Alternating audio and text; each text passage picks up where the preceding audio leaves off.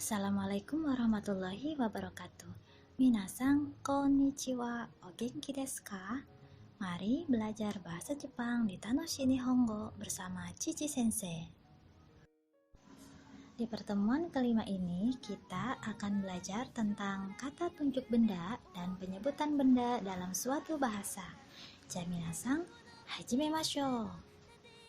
Pertama-tama, kita akan belajar beberapa kosakata benda dalam bahasa Jepang.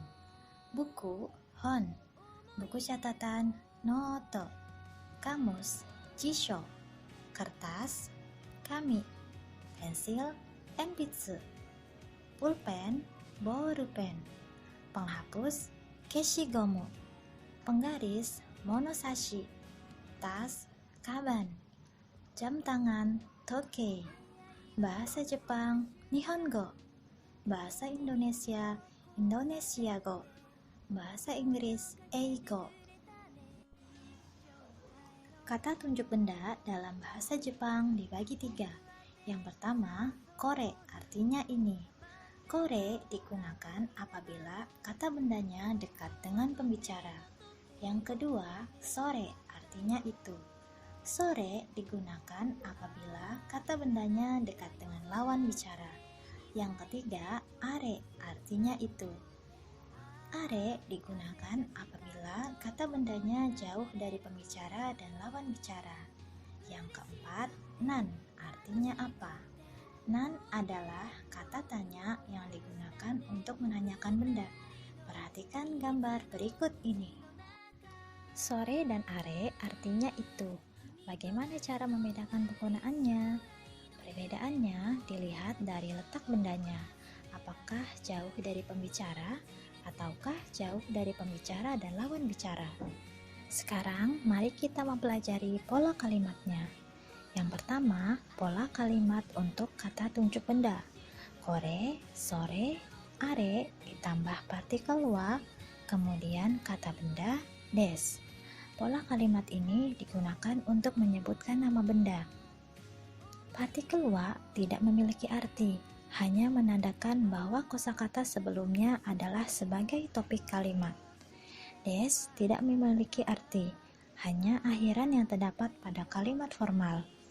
Minasang, wakarimashita ka? Apakah kalian sudah mengerti?